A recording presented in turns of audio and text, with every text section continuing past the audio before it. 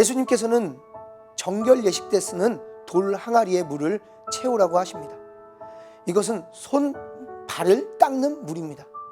평범한 손 씻을 물을 채워놓으라는 그 말씀에 하인들은 아기까지 채우는 순종을 합니다. 이해가 돼서가 아니라 말씀에 듣고 순종한 것입니다. 그리고 그 물이 변하여 포도주가 되고 연회장에게 가져다 주었을 때 하인들은 놀라운 경험을 합니다. 그런데 여기서 물이 포도주가 된 기적은 누구만 아는 기쁨일까요? 물도온 하인과 예수님의 제자들만 아는 주님과의 진한 스토리가 만들어진 것입니다. 제가 선교 훈련을 받고 베트남으로 비전 트립을 가게 되었습니다. 그런데 1인 회비가 180만 원이었습니다.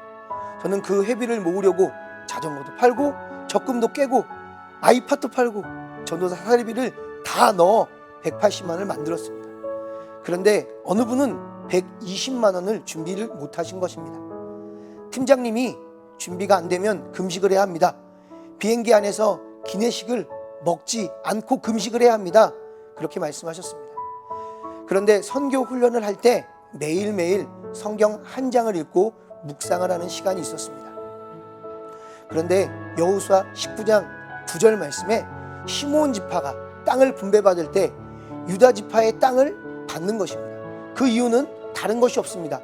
유다 지파의 분깃이 많았기 때문입니다. 말씀이 마음속에 남았습니다. 왜냐하면 제 통장에는 100만 원이 있었기 때문입니다. 왜냐하면 12월에 목사님께서 보너스를 주시고 카드값을 갚아야 했기 때문에 통장에 돈이 있었습니다. 그 돈이 생각이 나고 떠나지 않는 것입니다. 순종을 해 100만 원을 입금했습니다. 선교가 끝나고 한국으로 돌아오는 하노이 공항에 왜 나만 100만 원을 더 내야 했을까라는 생각을 했습니다. 그때 하나님이 마음속에 돈이란 이렇게 쓰는 것이라고 알려주었습니다. 11조를 내면 나머지 돈은 내 돈이라는 것을 생각했지만 그것이 아니었습니다. 그 후에 교회를 개척했고 설립을 할 때 700만 원의 헌금이 들어왔습니다. 그런데 월세를 못 난 교회가 보게 되었고 200만 원으로 헌금을 보내주었고 또 원로 목사님이 생활비가 없다고 해서 100만 원을 보내주는 등 한 달에 700만 원을 다 사용했습니다. 그리고 저희 어머니께서 화가 나셨습니다. 왜냐하면 그 돈은 교회 월세를 내야 하는 돈이었기 때문입니다. 그런데 저는 걱정하지 않았습니다. 그리고 개척하고 8년이 지난 지금 월세 밀린 적이 한 번도 없고 그리고 선교 헌금을 보내주는 곳도 생겼습니다. 이 말씀을 드리는 이유는 하나님께 순종하니까 하나님께서 경험하게 하신다는 것을 말씀드리고 싶었던 것입니다. 물도온 하인만 아는 그 기쁨 저에게 주셨던 것입니다.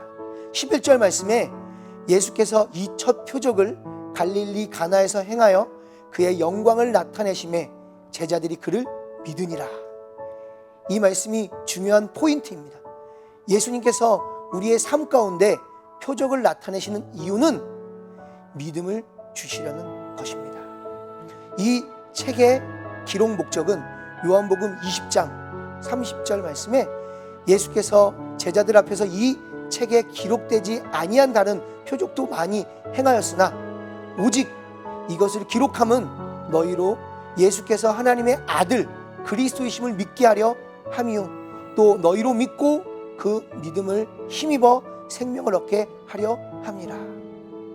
우리의 삶 가운데 표적이 일어나는 것은 표적을 따라가는 것이 아니라 표적을 통해 하나님을 믿는 믿음을 주시려는 것입니다. 우리는 더욱더 구원자 예수님께 집중하는 삶을 살기를 소망합니다. 할렐루야, 아멘.